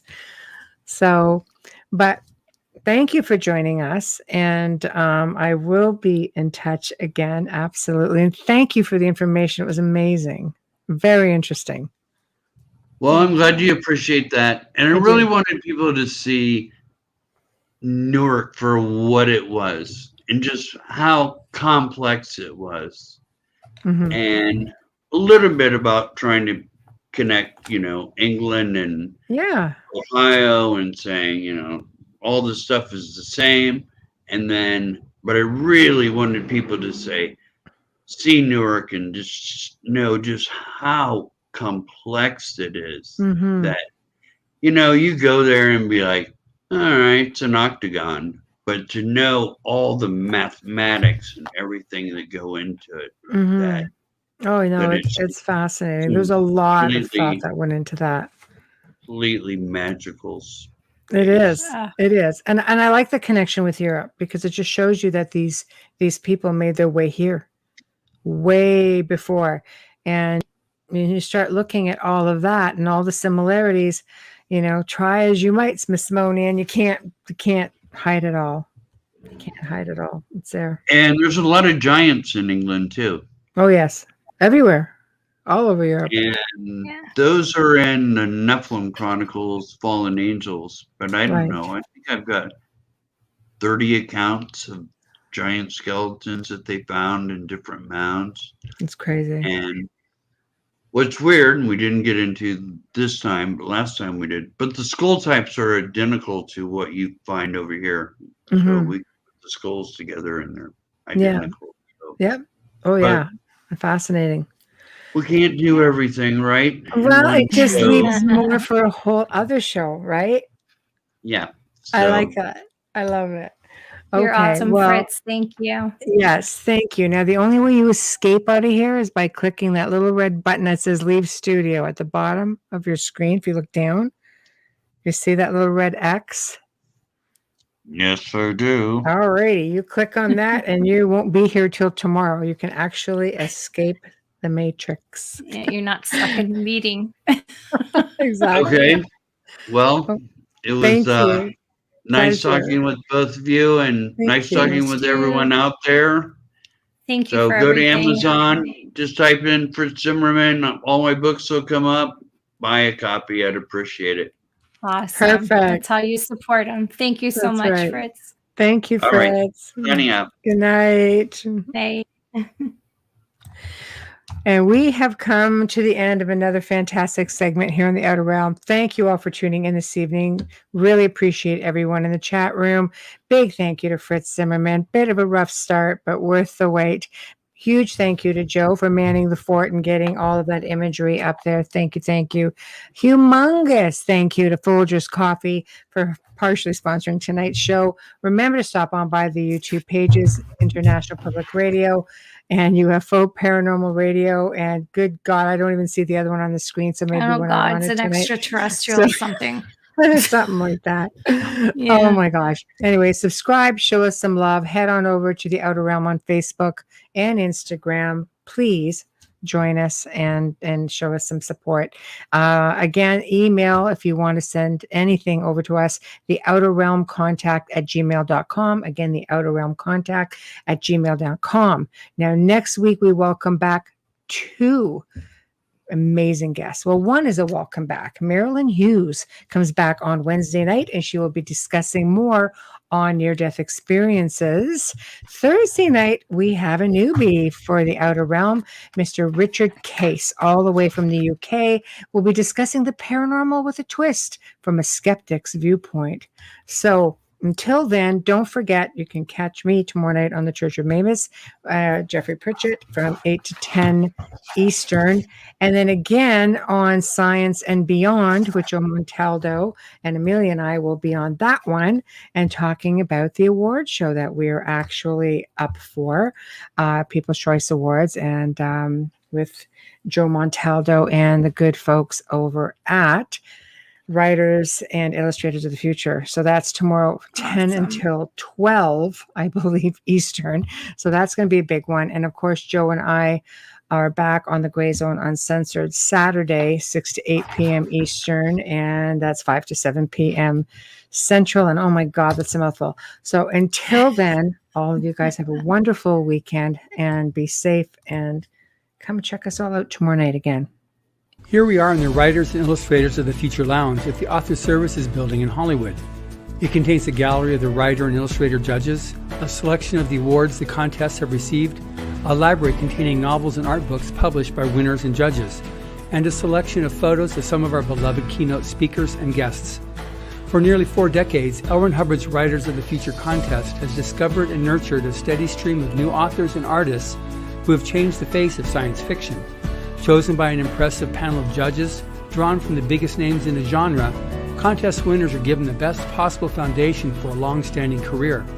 Now in its 3rd year, the Writers and Illustrators of the Future podcast continues to provide advice and tips from contest judges, industry professionals, and contest winners for writers and artists wanting to take their next step, along with needed inspiration to keep on going.